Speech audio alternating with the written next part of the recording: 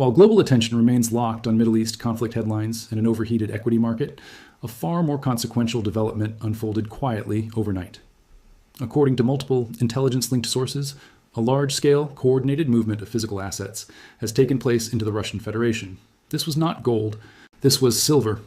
State-controlled Russian financial institutions have reportedly executed a series of off-market transactions, resulting in the acquisition of approximately 5,000 metric tons of industrial and monetary silver. This was not a speculative trade. It was a deliberate strategic accumulation. This move signals that Moscow is positioning for a prolonged geopolitical and economic confrontation. And in that context, silver carries more strategic value than oil. Oil can be embargoed, oil can be replaced, silver cannot. To understand the significance, you have to understand Gokran, Russia's state repository for precious metals. For decades, its mandate focused almost exclusively on gold. That mandate has now changed. Silver has become a priority asset. The reason is straightforward. Silver is embedded in the operational core of modern military and industrial systems. Precision-guided munitions, aerospace electronics, satellite communications, radar systems, energy grids, and advanced manufacturing all depend on silver. There is no substitute at scale. By removing 5,000 tons from global circulation, Russia is not merely protecting its reserves. It is directly degrading the industrial capacity of its adversaries without firing a single missile. This comes after the United States and its allies weaponized the financial system, freezing Russian reserves and cutting access to SWIFT. Russia's response is not rhetorical, it is physical. You cannot sanction a bar of silver sitting inside a sovereign vault. You cannot freeze it. You cannot digitally trace it. Russia is moving wealth out of systems where Western institutions exert control and into assets governed by possession alone. Energy exports are increasingly settled through bilateral arrangements with China, India, and regional partners, often involving commodities rather than currency. The dollar is bypassed entirely. Put 5,000 tons into perspective. That is roughly 160 million ounces, nearly 1/5 of annual global mine supply. Removing that volume in a compressed time frame creates a structural deficit. Western vault inventories were already strained. This acquisition likely exhausted what little eligible supply remained. The paper market continues to quote availability. The physical market no longer reflects it. This is a classic supply vacuum. And history is clear about what happens next. Russia has fully transitioned to a war economy. In such an environment, financial assets are liabilities. Stocks, bonds, and derivatives offer no security. Only energy, food, and raw materials matter. Russia already controls its energy and food supply. Silver was the missing component.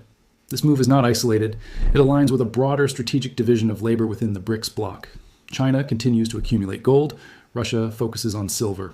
Together, they are systematically absorbing hard assets while the West exports them to defend paper pricing structures. Europe will experience the consequences first. European industry depends heavily on imported silver for renewable energy, electronics, and manufacturing. With Russia withholding supply and China retaining domestic production, Europe faces material shortages that will translate directly into higher inflation and stalled industrial output.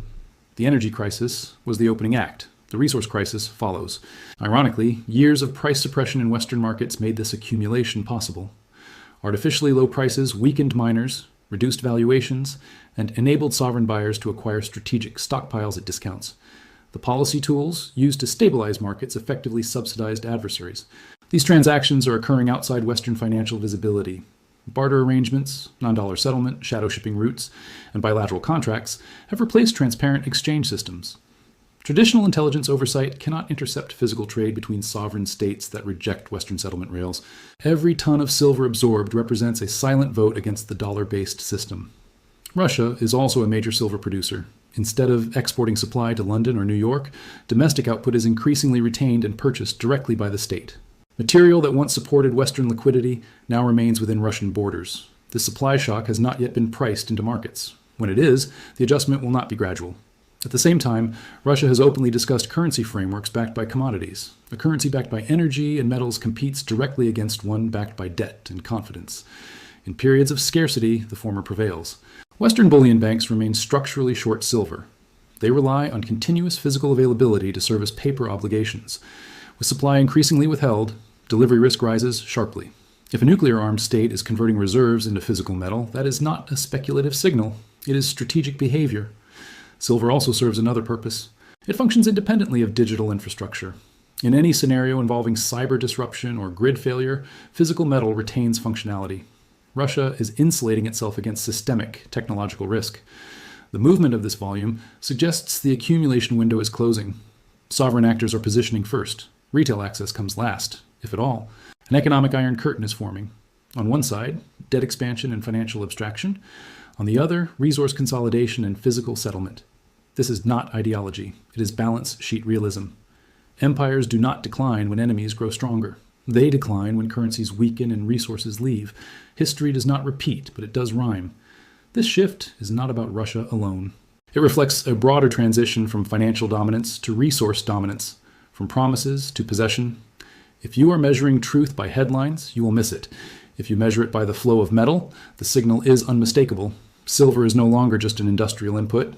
It is becoming a strategic asset in a fractured global order, and when that transition is fully recognized, the repricing will already be over. Hello my dear friends, welcome back today my another and my new video. So friend, global attention remains locked on Middle East conflict headline in any hour headed equality market, a far more congulated development unfolded quietly overnight. According to multiple intelligence linked sources, a large scale coordinated movements of physical assist has taken place into the Russian Federation. This was not gold, this was silver. State-controlled Russian financial institutions have reportedly excited a series of market of transaction resulting in acquisitions of 5,000 metric tons of industrial and monetary silver. This was not a special trade, it was a deliberate strategic acquisition. This move signals that Moscow is posting for a configuration and that context silver carries more strategic value than oil. Oil can be ambiguous. Oil can be replaced, silver can't. To understand this significance, you have to understand Gog Khan Russia's state responsibility for precious metals for decades.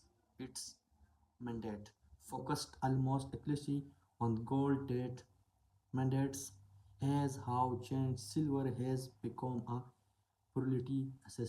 The reason is silver is embedded in the operational core of modern military and industrial system. So friend, thank you so much.